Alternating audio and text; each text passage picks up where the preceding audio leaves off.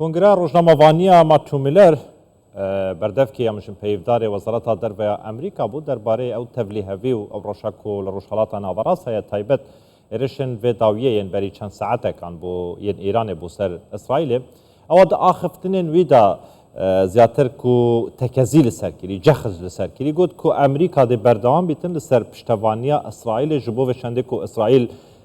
برگیریه جخوا بکتن سبارت به ایرشا اسرائیلی یا مشن برسبا اسرائیلی بو سر ایرانی گوت اس نخوازم بچمه هردکاریان دا دناوا تفاصیلین بابتی دا لی افیکه تکذکر کو امریکا ده بردوام بیتن سر پشتوانی و هماهنگی و هوکاریا اسرائیلی جبو و چنده کو برگیریه لی خوب بکتن درباره آگربستا دناورا چکدارن حماس و اسرائیل و هروها اسرائیل و حزب الله یا لبنانی دا گفت کو دوی دم داویه دا امریکا گلک لسر خطیب و لسر هیله و جبو و چنده کو آگربستا که آشتیانه ده روشالات ناوراز دا دروز بکتن لی گفت کو چکدارن حماس آمدنین بین سر میزا گفتگویانو و اف ایرشا ایرانی جی بو سر اسرائیل وان گفتگوانه یان ویر آگربستا کو امریکا کال سرگیریه ایتر زحمت تر دکتن آسانیه جبو و چنده کو روش برف قناغ کادیکه چویا درباره کارودانن ارشا ایرانی بو سر اسرائیل ده همان دم دا گلو و اسرائیل ایشف لگوری او زانیارین مدیایی بحزکن برسوا ایرانی بده یا نه روش تایبت خوشحالاتا ناوراست آرامی و سقامگیری و آسایش روشحالاتا ناوراست بردکی و دچیده دمکی دا کو جیهان بردوام آخفتنین وان داخوانین وان لسر ویکی کو دویتن روشحالاتا ناوراست سقامگیر ببه نابیتن آلوزی پل بهاویجن جبوه چنده کو روش دستا در بکبیتن من میوانه که برس جمال واکیم لبیسکار و شروبکار سیاسی کجه بیروت دید گلمه دابیتن برس واکیم شب باش تو بخیراتی جبو کردستان 24 دست پیکی نرین و نرخاندن آور بگرم لسر وی ارشا ایران بو سر اسرائیل روش و بر بکودا بچیتن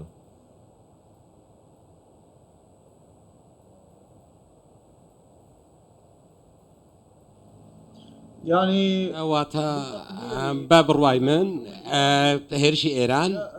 لأنجامي دەستدرێژەکانی بەردەوامی ئیسرائیل بۆ سەر فەڵەستین و گەلی فەڵەستین و دواتریش بۆ سەر لوبنان کە ماوەی ساڵێکیشە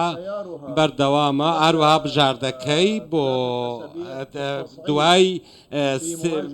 بەر لە 3 هەفتە بۆ هێرشکردنە سەر لوبنان هەروەها تاگەیشتن بە دەستدرێژیەکانی بۆ سەر هاوڵاتیانی سڤیل لە باشووری لوبنان و هەروەها باشووری بەیروتی پایتەخت ناوچەی بیقاع هەروەها کوژرانی واتە دەستبردن بۆ کوشتنی ئەمینداری گشتی حزب الله لوبنانی و ئەوە بۆ بەرگریکردنە لە جەنگێکی ڕاستەوخۆ لەگەڵ ئێران ئێرانیش وەڵامی دایەوە لە وەڵامی کوژرانی ئیسماعیل هەنیە سەرۆکی مەکتەبی سیاسی نووسینگەی حەماس هەروەها ئەو دەستدرێژیانەی کە لە ماوەی 10 ساڵی ڕابردوودا ئیسرائیل کردوویەتە سەر ئێران و سەرکردەکانی و زاناکانی بواری ئاتۆمی و هەموو ئەو بێدەنگیەی کە ئێران تا ئێستا نواندوێتی لە بەرامبەر ئیسرائیل و هێشتا ئیسرائیل دەیویست پەلی زیاتر بەهاوێژێت و ناتانیاهو پلانی زیاتر هەبوو بۆ ئەو دەستدرێژیانە بۆیە ئێران ویستی دوای ئەو هەموودان بە خوداگرتنە وەڵامێکی ئیسرائیل و ناتانیاهو بەتایبەت بداتەوە کە بەڵێ ئێمەش و خاوەن تواناین دەتوانین ڕوبەڕووتان ببینەوە باشە ئەفێرشا ئیرانی بۆ سەر ئیسرائیلێ و ئیسرائیلێ بێدەنگ بکەتن یان سنوورێکیش بۆ ئیسرائیلێ دابنێتن یان تێ چاوەڕێکردن لە گۆڕی پێشبینیان و شرۆڤێن وەکو ئیسرائیل ژی ئیتر بەرسڤێک هەبیتن ji بۆ ێرشێن ئیرانێ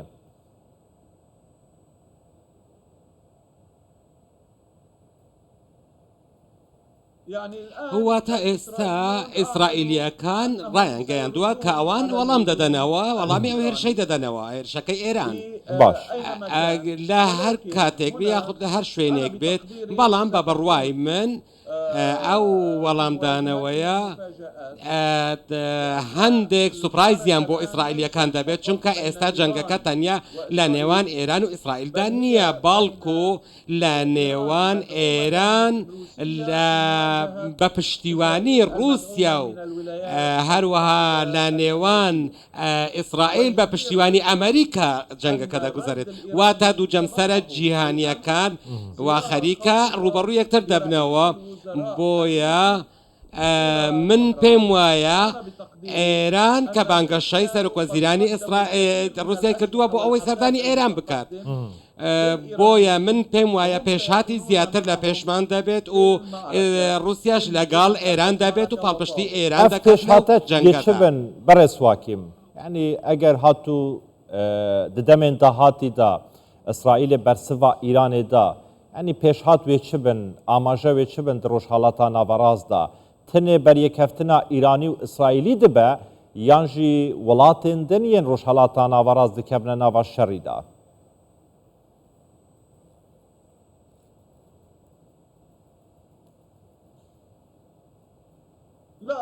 نەخێر ئەواتە لەو چوارچێوەیەدا هەموو گروپەکانی بەرەی مقاومە لەو بابەتەدا بەشدار دەبن هەروەها گروپەکانی مقاومەی عێراقی لە جەنگدا بەشدار دەبن و بنکەکانی ئەمریکا بە ئامانج دەگرن ئەگەر بێت و ئەمریکا بە شێوەیەکی ڕاستەوخۆ لە دژی ئێران بەشداری بکات هەروە حەزب اللهیش لە گۆڕەپانی جەنگە و تا ئێستا شەر بەردەوامە هەروەها مقاومەی فەڵەستینی یەمەنیەکان هەموو لەو چوارچێوەیەشدا دەکرێت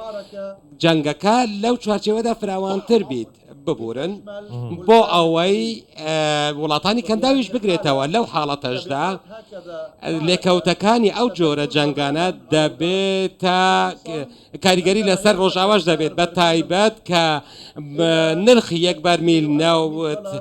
بۆ $350 بەرز دەبێتەوە ئاماش ئابووری وڵاتانی ڕۆژاوا لە ناو دەبات باشە بۆچی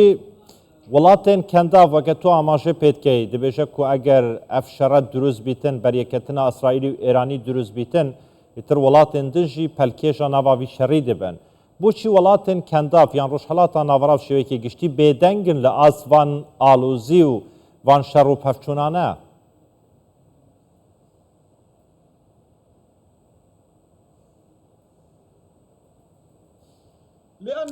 چونکە ئەو وڵاتانە بەداخەوە لە ژێر هەیمەنەتی ئەمریکان و بە درێژایی چەندین دەی ڕابردوو ئەوان وەکو ئامرازێک خۆیان بینیوە لە ناو سیاسەتی دژمنکارانەی ئەمریکا دژ بە ئێران هەروەها چەند وڵاتێکیش ڕەواتیان بە خۆیان داواکە چەند بنکەیەک لە ناو خاکی خۆیان دابمەزرێنن بۆ بەکارهێنان لەلایەن ئەمریکاوە بۆ هێرشکردنە سەر ئێران ئاماش وایان کردووە کە نەتوان ئەو وڵاتانە خۆیان ڕوبەڕووی سەربازی ئێران ببنەوە باشە بەڕێز واکیم ئەف هێرشە ئێرانێ بۆ سەر ئیسرائیلێ یعنی دێ تشتێکێش بابەتی گۆڕیتن بەریانەهاژی من پرسیار شتەکرد یعنی دوێ سنوورێکش بۆ ئیسرائیلێ دابنێت یان نە ددەمێکێدا خۆ هەر ئەف ساڵەر بیرامە نەچیتن مەها چاردا داویە مەها چاردا بووکو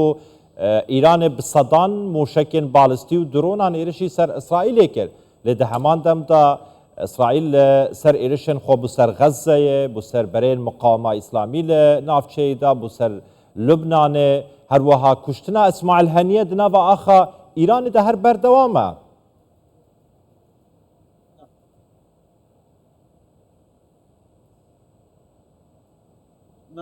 باڵێ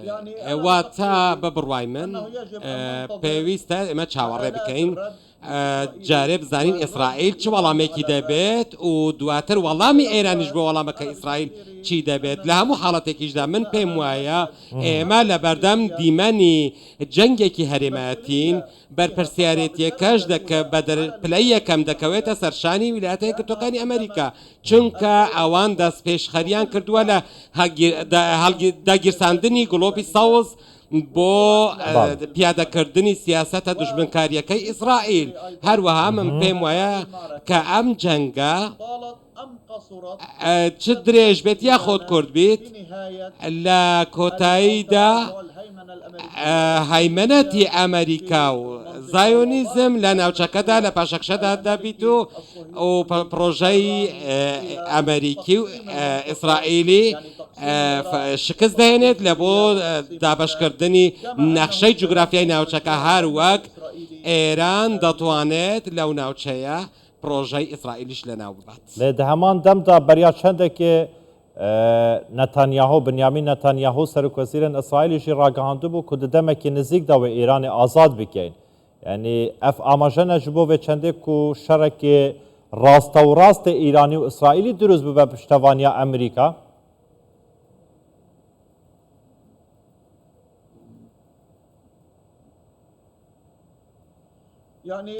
واتە ئێستا جەنگ لە نێوان ئیسرائیل و ئێران بووە شتێکی واقعە و هەیە و هەروەها هەوڵێکی زۆریش هەبوو لەلایەن ئیسرائیلە و لەلایەن ئەمریکاوە بۆ ئەوەی کۆتایی بە حکمی ئێستای ئێران بهێنن چونکە بانگەشە بۆ ئەوە دەکەن کە لە وڵاتە سەقامگیری نییە و هەمووشیان هەموو پلانەنە شکستیانێنە ئەوە بە بڕوای من کە ئێستا ئێران دەستی درێژی لە جەنگەکەدا هەیە زۆر باش و دەتوانێت گۆڕانکاری زۆر لە هاوکێشەکانی ناوچەکەدا بکات و دواتریش دەبینین بە بڕوای من کە ئێمە لە کۆتاییدا کۆتایی سیاسەتی نەتانیاهۆ دەبینین و کە ماوەی سێدەیە بەردەوامە لە حکمی ڕاستڕاوی تونڕە و لە ئیسرائیل و ناوچەکە. زۆر باشە بەڕێز جەمال واکیم نویسکار و شروڤەکارێ سیاسیش بەیروتا لوبنانت گەلمەدا بووی گەلێکی سوپاس بۆ شروڤەتێن بەڕێز جەمال هەر بژیت.